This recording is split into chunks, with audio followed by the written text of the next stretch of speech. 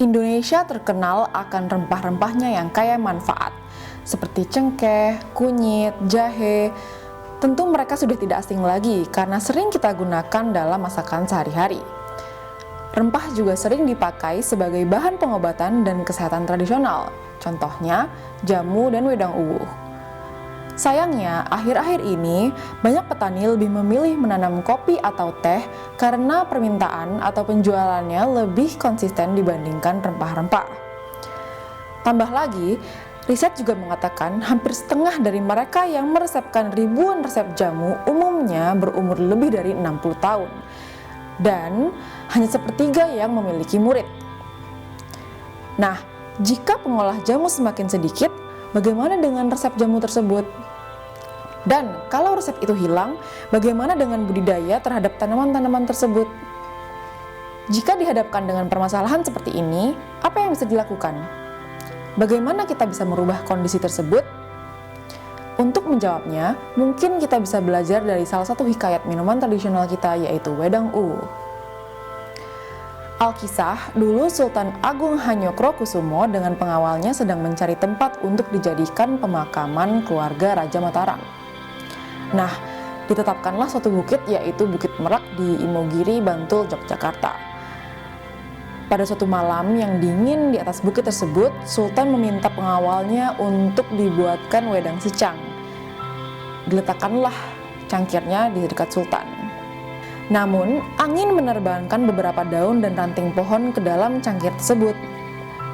Campuran dedaunan ini justru membuat Sultan merasakan kenikmatan ketika meminumnya. Racikan alam dari berbagai campuran dedaunan itulah yang dinamai dengan wedang uwuh. Minuman yang ditemukan di area pemakaman raja ini akhirnya menjadi favorit sang sultan. Seiring dengan berjalannya waktu, wedang uwuh pun masuk ke dalam toko-toko, restoran, dan ke dalam rumah-rumah keluarga Indonesia. Lantas, apa kaitannya hikayat ini dengan Theory of Change atau TOC?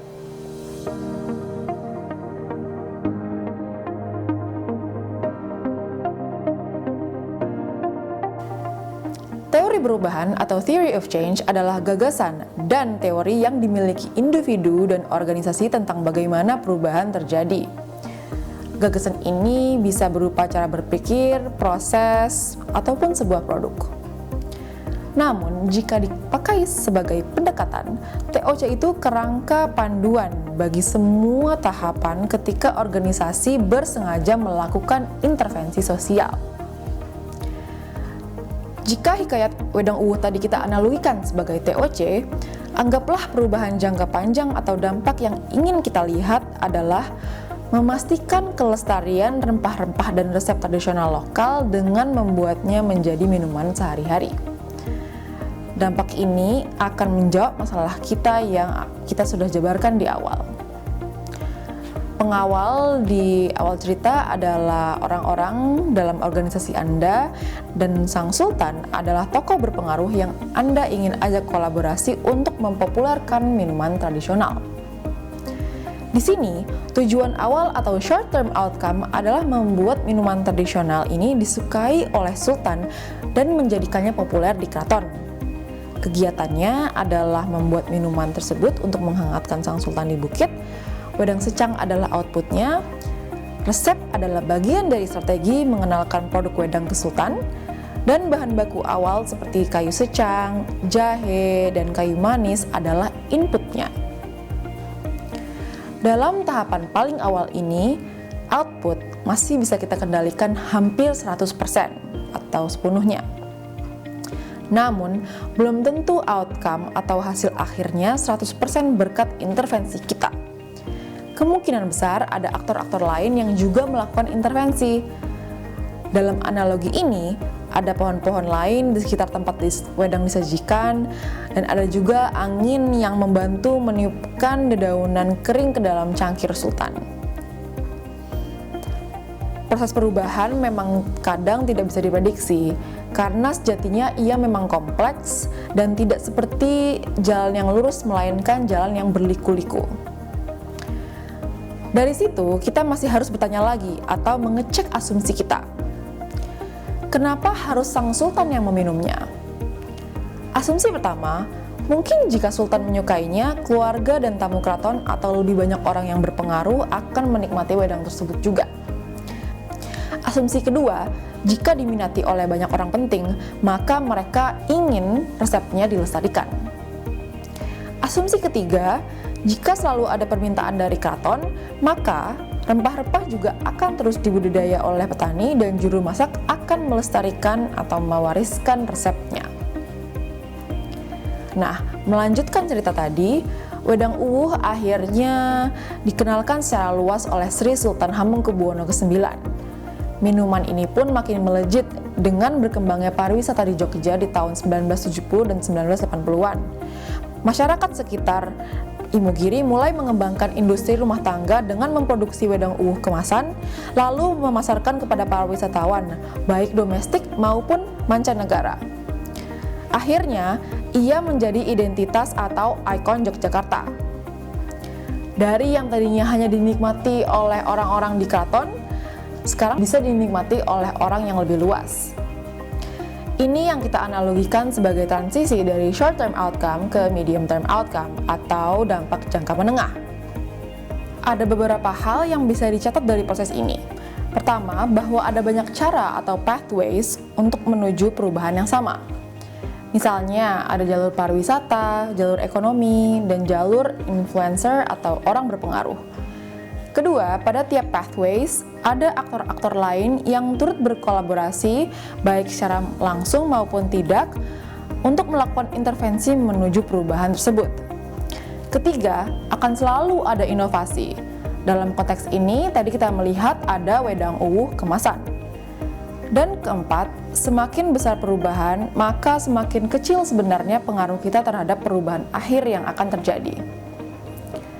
Nah, untuk menuju long-term outcome atau dampak jangka panjang, tentu akan memerlukan lebih banyak inovasi, pathways, dan aktor untuk melakukan intervensi dalam skala yang jauh lebih besar. Seperti apa contohnya? Beberapa tahun terakhir, untuk melestarikan wedang uwuh dengan menjadikannya minuman tradisional sehari-hari, ada yang melanjutkan jalur ekonomi.